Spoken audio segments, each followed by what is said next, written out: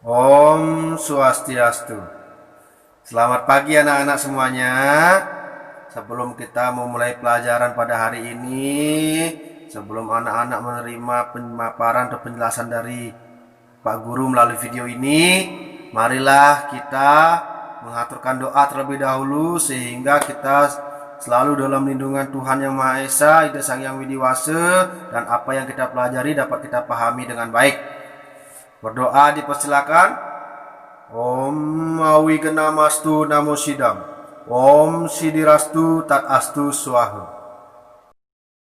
Anak-anak, untuk pertemuan kali ini kita kembali membahas tentang Bhagavad Gita, ya. Itu supaya anak-anak semakin paham tentang apa itu Bhagavad Gita, ya. Karena dengan memahami apa itu Bhagavad Gita, memahami tentang ajaran-ajaran agama Hindu, maka kita akan semakin mencintai agama Hindu, semakin ingin untuk berbuat kebaikan sesuai dengan ajaran-ajaran agama Hindu. Ya, sekilas kita lakukan penyegaran dulu tentang penjelasan sebelumnya. Nah, Bhagavad Gita. Nah, kita Bhagavad Gita itu diberikan di mana? Di Kurukshetra.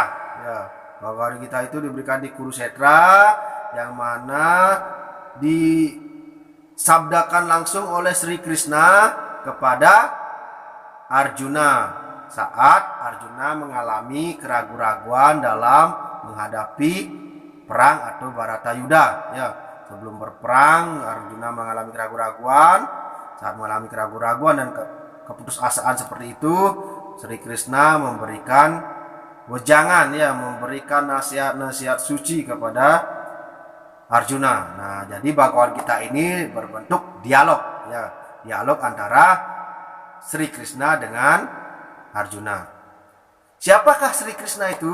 Nah, siapakah Sri Krishna tersebut? Nah, Sri Krishna adalah awatara dari Dewa Wisnu.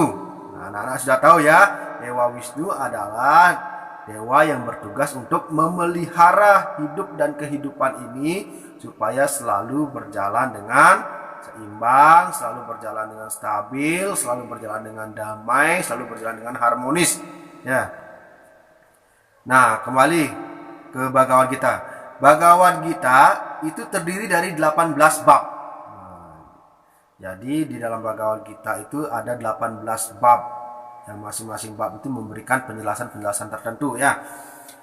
Nah, dalam Bhagavad Gita terdapat sloka-sloka, ya, dalam bentuk syair. Nah, jumlah sloka keseluruhan dalam Bhagavad Gita itu ada 700 sloka. Sekarang kita akan bahas secara perlahan supaya kita semua memiliki gambaran sekilas tentang berapa sih jumlah sloka yang ada dalam setiap bab dari Bhagavad Gita, ya. Dan apa sih yang menjadi inti poinnya dari setiap bab tersebut, ya. Nah, kita bahas dari bab pertama. Ya, isi dari Bhagavad Gita pada bab pertama. Bab pertama itu terdiri dari 47 sloka. Yang mana bab pertama itu menjelaskan tentang keraguan-raguan Arjuna, ya. Putus harapannya Arjuna, keputusasaan Arjuna dalam menghadapi peperangan karena harus melawan teman-temannya, saudara, sanak keluarganya sendiri di dalam medan perang yang disebut dengan Bharatayuddha tersebut. Terus bab 2. Bab 2 ini terdiri atas 72 sloka, ya, yang mana membahas tentang teori Samkhya dan tata cara pelaksanaan dari yoga.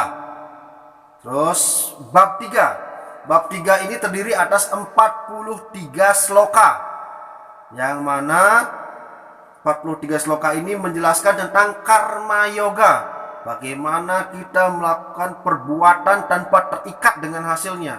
Bahwa segala hasil yang kita lakukan dari suatu perbuatan adalah semata-mata untuk persembahan kepada Ida Sang Yang Widiwase, kepada Tuhan Yang Maha Esa. Dan Tuhanlah penentu dari segala hasil atas perbuatan kita.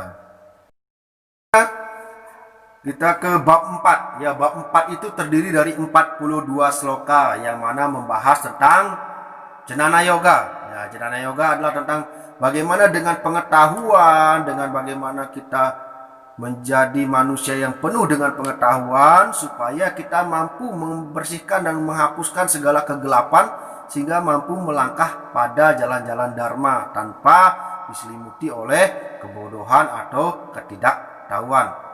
Terus bab 5 itu terdiri dari 29 sloka, yang mana membahas tentang bagaimana kita melepaskan diri dari segala ikatan. Karena sumber penderitaan utama adalah keterikatan. Semakin kita terikat kepada sesuatu, semakin kita selalu merasa memiliki atas sesuatu, maka semakin kita akan mudah untuk mengalami penderitaan atau rasa sedih. Maka yang pertama adalah bagaimana kita melepaskan diri dari keterikatan. Itu dijelaskan pada bab 5 yang terdiri atas 29 sloka. Selanjutnya adalah bab 6 yang terdiri dari 47 sloka, yang membahas tentang dhyana yoga atau bagaimana menjalankan yoga yang sejati, yoga yang sesungguhnya, bagaimana menjalankan hal-hal yang baik dengan sebenar-benarnya.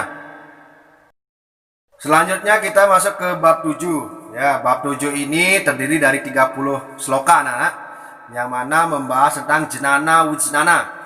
Artinya membahas Tuhan dan dunia, Tuhan dan alam semesta. Ya, yang mana seperti anak-anak sudah ketahui bahwa alam semesta, dunia ini beserta seluruh isinya itu diciptakan oleh Ide Sang Hyang Widiwasa. Dan dengan kekuatan dari Ide Sang Hyang Widiwasa lah dunia ini semuanya terpelihara. Jadi sudah sepatutnya kita mengaturkan sembah bakti yang tulus ikhlas ke hadapan Ide Sang Hyang Widiwasa atas segala anugerah yang telah diberikan. Lanjut ke bab 8. Bab 8 ini terdiri dari 28 sloka, yang mana membahas tentang jalannya evolusi dari kosmos. Artinya bagaimana peningkatan kita berevolusi untuk mencapai alam yang lebih tinggi sampai dengan ketujuan tertinggi kita, yaitu moksa. Ya, artinya penyatuan kembali kepada Sang Pencipta. Terus lanjut ke bab 9. Bab 9 ini terdiri dari 34 sloka, yang mana membahas tentang Ide Sang Hyang Widi adalah melebihi dari segala ciptaannya. Beliau adalah raja di raja. Ide Sang Hyang Widi adalah maha segalanya. Ya, jadi karena kemahakuasaan beliau bahwa kita tercipta dari Ide Sang Hyang Widiwasa, dan sudah sepatutnya dari mana sumber kita, dari mana kita berasal, maka sudah sepatutnya itu menjadi tujuan tertinggi kita, yaitu untuk kembali menyatu kepada Ide Sang Hyang Widiwasa. Pada bab 10 itu terdiri dari 42 sloka, ya, yang mana berisi tentang pembahasan bahwa Tuhan adalah sumber segalanya. Segala hal yang baik, segala hal yang bijaksana, segala hal yang indah, segala hal yang seni, segala jalan dharma itu bersumber dari Ide Sang Hyang Widiwasa. Ya.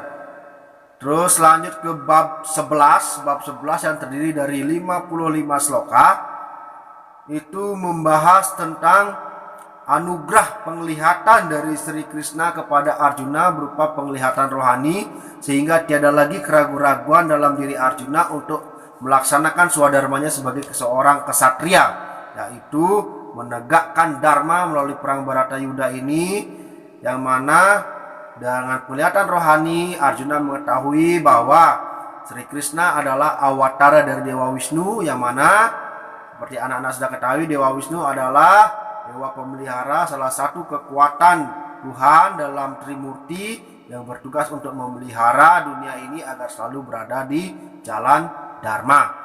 Terus lanjut ke bab 12. Bab 12 ini terdiri dari 20 sloka, yang mana menjelaskan bahwa Tuhan dalam Saguna atau dalam wujud Iswara itu terasa lebih dekat dibanding Tuhan yang dalam bentuk Nirguna. Kenapa demikian?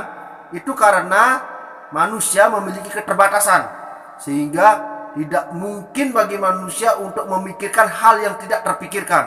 Tuhan adalah tidak terpikirkan atau acintya. Tuhan itu adalah maha segalanya, sedangkan kita ini penuh keterbatasan.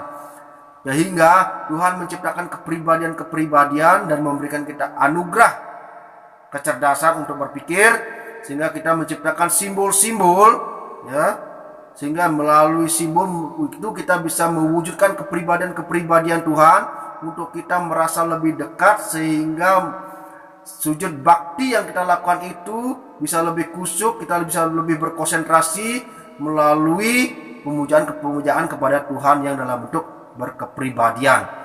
Bukan berarti seperti kata-kata orang kita berhala, kita memuja patung, arca dan sebagainya ya. Tetapi itu merupakan simbol-simbol suci untuk kita mendekatkan diri kepada Tuhan Yang Maha Esa.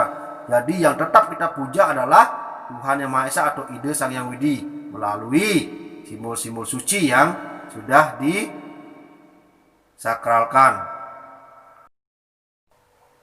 Nah, pada bab ke-13 ini sebenarnya bab ke-13 ini adalah lanjutan penjelasan dari bab ke-12 ya.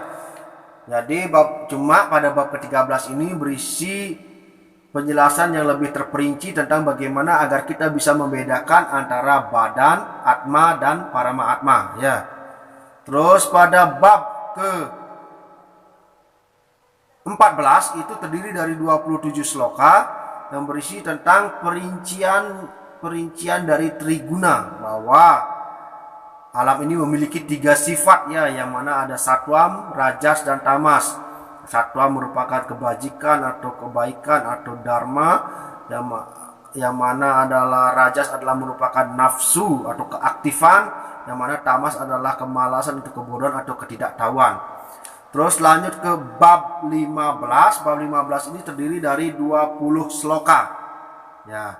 Bab ke-15 ini berisi tentang penjelasan yoga dan purusottama, yang mana purusottama adalah pusat sumber dari segala hal, yang mana Tuhan itu sendiri, Ide Sang Hyang Widi sendiri, dan merupakan tujuan utama atau tujuan inti dari kelahiran kita untuk menuju kembali kepada Beliau sebagai sumber dari segala sumber, atau yang kita sebut dengan purusottama. Sedikit lagi ya, sekarang kita sudah masuk ke bab 16. Bab 16 ini terdiri dari 24 sloka, yang mana menjelaskan tentang 2 sifat dalam alam pikiran kita ya, atau 2 sifat yang ada dalam diri manusia, yaitu Daiwi Sampat dan Asuri Sampat ya. Dewi Sampat ini atau sifat kedewataan atau sifat ketuhanan, dan Asuri Sampat ini adalah sifat keraksasaan atau sifat kesetanan ya. Artinya ini tentang sifat baik, sifat dharma, dan ini sifat adharma ya. Terus lanjut kepada bab 17. Bab 17 ini terdiri dari 28 sloka, yang mana menjelaskan triguna dalam fenomena-fenomena keagamaan. Jadi apapun kegiatan-kegiatan keagamaan yang dilandaskan oleh triguna ini memiliki nilai-nilainya tersendiri. Apabila dilakukan dengan penuh kebajikan sesuai dengan sastra agama, penuh dengan ketulus ikhlasan, disebut dengan satwika ya. Apabila dilakukan hanya untuk pamer atau kesombongan, penuh dengan nafsu dalam pelaksanaan keagamaan, maka disebut dengan rajasika. Apabila dilakukan tanpa pengetahuan yang benar, dilaksanakan dengan penuh kemalasan, tidak sesuai sastra-sastra agama, maka disebut dengan tamasika ya. Jadi ada satwikayatnya, ada rajasikayatnya, ada tamasikayatnya ya. Terus lanjut ke bab 18. Bab 18 ini terdiri dari 78 sloka ya. Jadi bab 18 ini memiliki jumlah sloka yang terbanyak, ada 78 sloka, karena pada bab ke-18 ini berisi tentang kesimpulan-kesimpulan dari seluruh ajaran yang diberikan oleh Krishna kepada Arjuna, yang intinya adalah bagaimana melepaskan keterikatan kita kepada segala hal, sehingga kita bisa berdiri pada jalan dharma tanpa terikat atau merasa sedih atas segala sesuatu yang sebenarnya bukan menjadi milik kita atau kuasa kita. Ya anak-anak, demikian penjelasan dari isi Bhagavad Gita. Mudah-mudahan dapat diterima dengan baik, dapat didengarkan dengan baik, disimak dengan baik. Nah, untuk melengkapi juga nanti anak-anak bisa kembali sambil mendengarkan video ini, sambil juga membaca materi-materi itu penjelasan yang ada di buku paket yang sudah dibagikan. Selamat membaca, selamat belajar dengan semangat, selalu jaga kesehatan. Bapak akhiri pertemuan hari ini dengan mengaturkan para mesanti. Om Santi Santi Santi. Semangat!